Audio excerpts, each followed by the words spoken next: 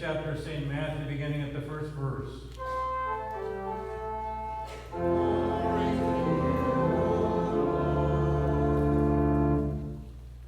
Jesus said to his disciples, "Then the kingdom of heaven will be like this. 10 bridesmaids took their lamps and went to meet the bridegroom. 5 of them were foolish and 5 were wise. When the foolish took their lamps, they took no oil with them, but the wise took flasks of oil with their lamps.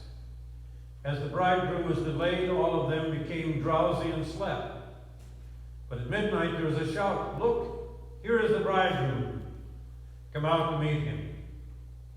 Then all those bridesmaids got up and trimmed their lamps. The foolish said to the wise, 'Give us some of your oil, for our lamps are going out.'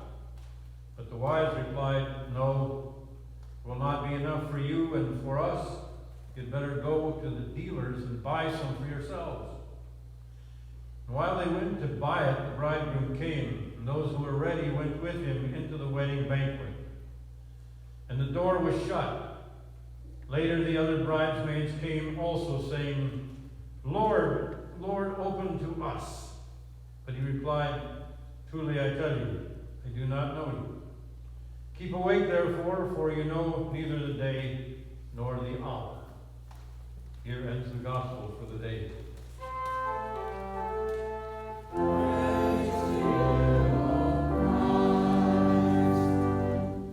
Please be seated.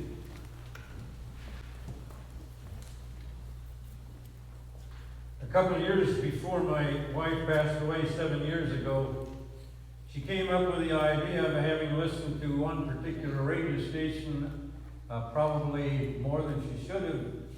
She was convinced that we needed to get a 6-month supply of various things that we would need to survive if we had some kind of foreign attack. She said that we need water and food, and then we need any medical supplies that might keep us surviving, and all other kinds of survival items. And I said, "Well, what will happen?" And she said, then she said, "We need guns too. Because if we have the food and others don't, we might have to defend it." And I said, "So you're saying that if the attack came and we were shut off and closed down, grocery stores were closed, but we had 6 months of supplies, that we would exist, but if our neighbors came to take it away, we would defend it with our guns and shoot them? I guess that's the way it is." Well, I have a little difficulty with my 3 closest neighbors all being members of the congregation. And it is really difficult for me to see them coming and asking for food because they weren't prepared, and I shoot them on the road. I said, somehow that idea doesn't particularly resonate with me very well. And she said, "Well, what are you going to do if we get attacked?" And I said, "I guess we'll just have to hold hands and starve together." And she said, "You're kidding." And I said, "No. But that's the way I prepare for that kind of situation. I'm not going to get into a situation where I have to defend my food from my neighbors. I would rather share it until it ran out." Recently, I heard about ready bags.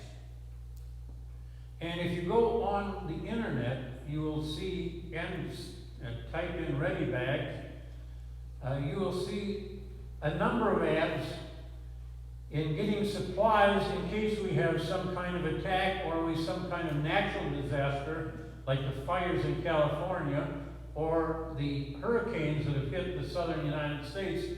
We have, starting with 3 days of supplies, and then you can also buy one that will last a week or a month or a couple of months.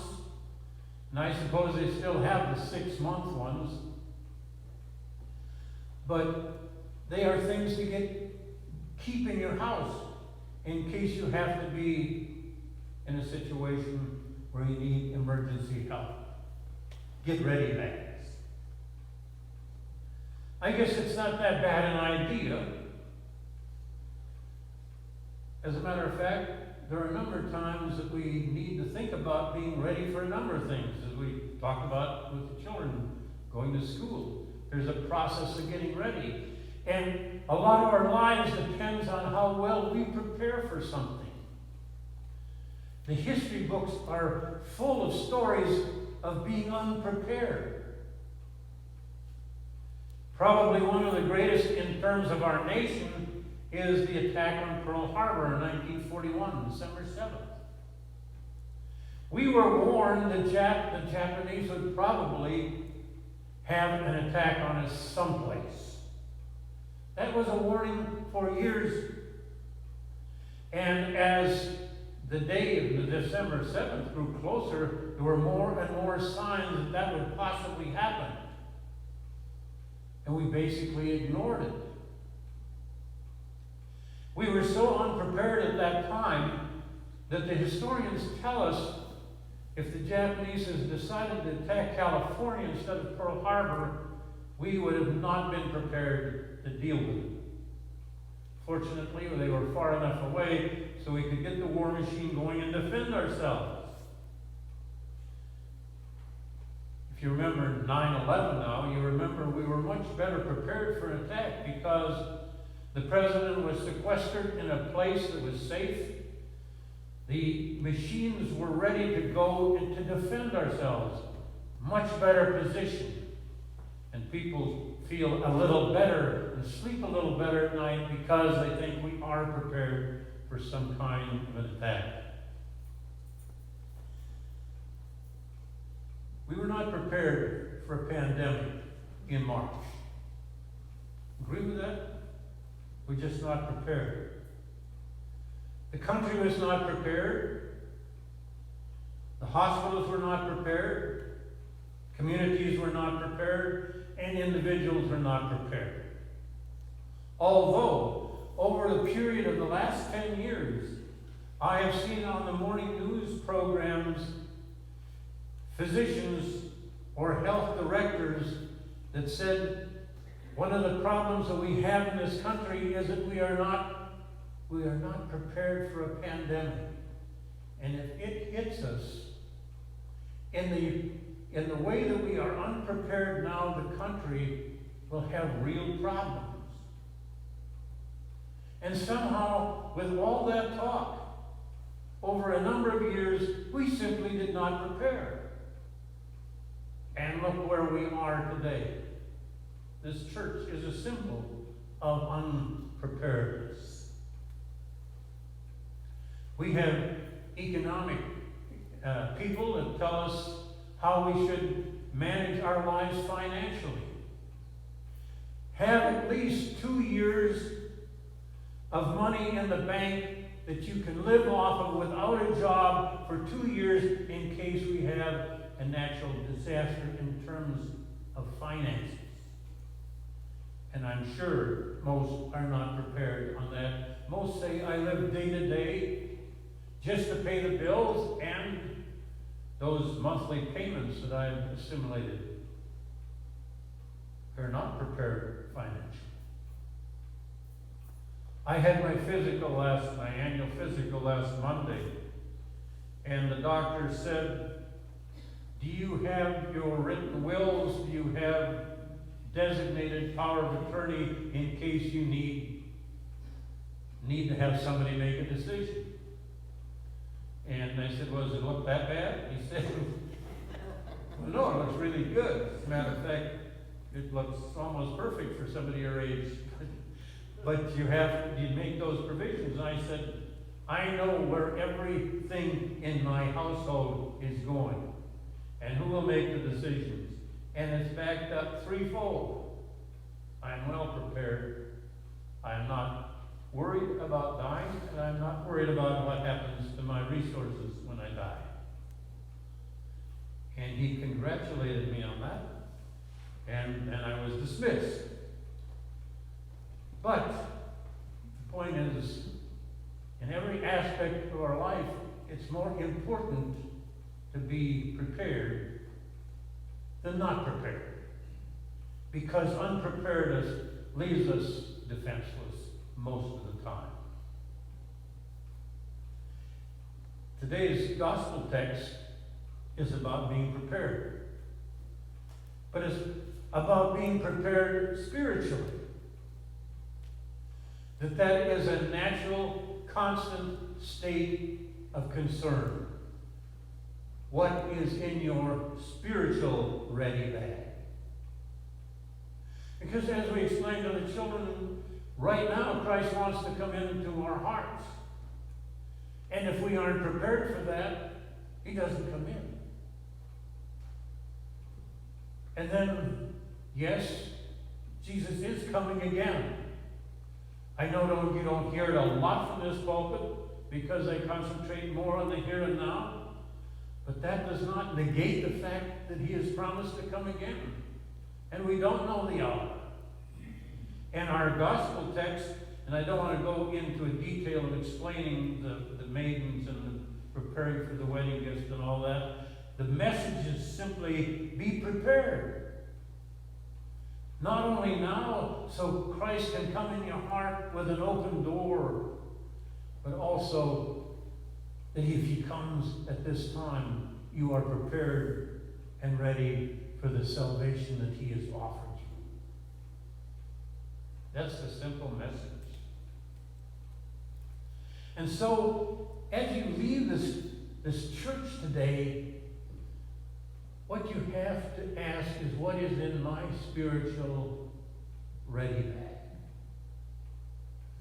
What is in your spiritual ready bag? Well, what do you need? Well, first of all, you need faith. That's the critical ingredient. Just like food and water is to our physical needs and our medicine to our medical needs, faith is the essential ingredient to keep us alive spiritually. It's tough to have faith in these days. Well, it's tough to have faith in any time.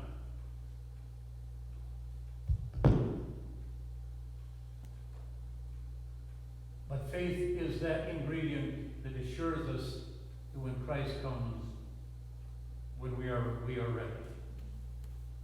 The second thing that needs to be in your spiritual bag is love and kindness. We saw the judgment story that Jesus talks about in Matthew, where you come before him and he talks about being ready for him by feeding those that are hungry, giving drink to those that are thirsty, visiting those that are in jail or in a hospital. Those little acts of kindness that are a symbol of God's grace within us that we distribute to somebody else. He said these are important. And these should be a natural part of your life if you are preparing for God's dwelling in you for eternity. Christian Smuts was a legislator in the South African legislature in the early times of the Republic. He was well known at that time and a political hero. And there was a French novelist that came to talk to him and ask about his life. He wanted to write a biography. And Christian Smuts said, here's my house, here's my books, here's my letters, they're all yours. And the person that was going to write the story said, well, certainly you have private things. And he said, no, there are no secrets in my life. My house is open to you. Take what you want. Now that's a very good description of what it is to be ready. That you can open up your life and say, there are no secrets. I'm open. I'm transparent. Does that mean they're perfect? Absolutely not. But it means that they've tried to deal with their imperfections, tried to correct them, and probably acted in the best way they could. Well, sometimes not. But at least they didn't hide. And openness to God's grace, because when we are open and talk about even our misgivings and our failures, we know they can be forgiven. We need faith. We need kindness. Third thing that I think we ought to have in our spiritual ready bag is the contract to do God's work. Commit ourselves to preaching the gospel, teaching the gospel, living the gospel. Many times, I ask myself in a situation, if Jesus returned at this point, would he be happy with what I'm doing? Sometimes I question whether he would be happy. And I would have to say, well, I think that was wrong. I do need to be forgiven for that. Peter Greystone is an author, and he wrote about an event that he had when he was 16 years old. He was sitting on a subway in New York City. He and a friend of his. And one of the things they decided to do together, as 16-year-olds, was to look at the people who were on the subway and guess what they did for a living simply by observation, how they looked, how they were dressed. Something about their composure. And they were talking and saying some probably uncomplimentary things. And one of the things that they were talking about was a lady that was in the back of the car. And as they've been talking about her for some time, she came up and stopped in front of them. And she said, "You are both wrong." And they said, "Well, what do you mean?" "Well, I am not what you thought I was. I'm a teacher. I teach deaf people how to read lips."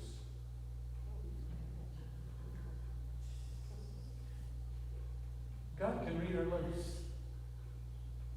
And I don't say that to scare you. I say it because it's a reality. And we have to watch our lives and ourselves and fill our spiritual readiness bag. And that's the message. It's not a message of warning in a sense to try and scare anybody.